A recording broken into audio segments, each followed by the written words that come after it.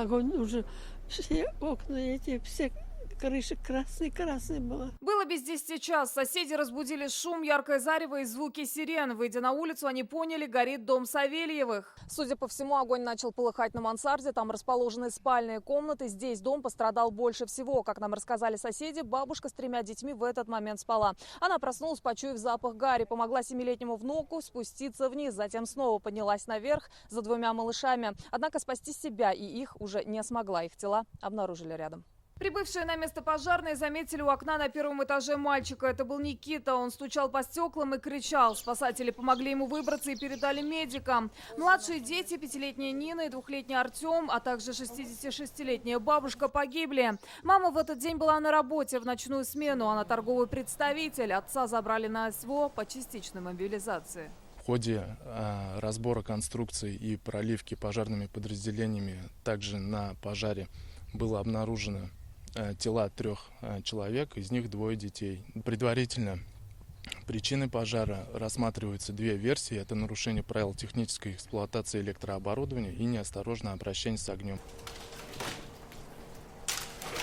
Разбор конструкции не прекращался всю ночь. С утра на месте работают пожарные дознаватели и следователи. По факту произошедшего возбуждено уголовное дело. Следственными органами Следственного комитета Российской Федерации по Республике Татарстан возбуждено уголовное дело по признакам преступлений, предусмотренным частью 3 статьи 109 Уголовного кодекса Российской Федерации «Причинение смерти по неосторожности 2 или более лицам». Расследование уголовного дела взято на контроль прокуратурой.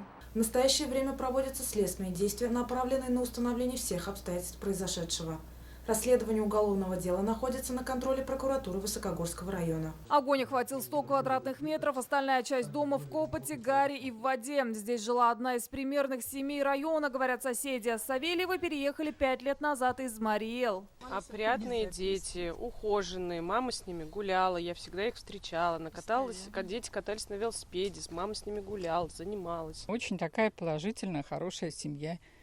Никаких ничего такого нет. Ольга, вот я знаю, я больше общалась с бабушкой, с Ольгой.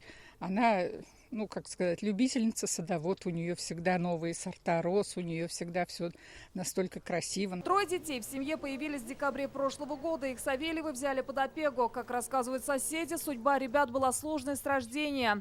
Их кровные родители из Астрахани лишены прав. Рассказывают, они пили. Затем малышей взяла под опеку семья из Казани, но и там они не получили родительского тепла, делятся высокогорцы. С ними жестоко обращались. В новой семье дети по-настоящему ощутили заботу. Они узнали то, что дети не находятся в неблагополучной семье, и было принято решение, что они возьмут под опеку. Когда его призвали по частичной мобилизации в 2022 году с Марийской республики, он не остался в стране, ушел на специальную военную операцию. Отец, едет со специальной военной операцией, он только с отпуска вернулся в июне месяце обратно себе в часть. Но пришлось так, что им нужно будет обратно возвращаться.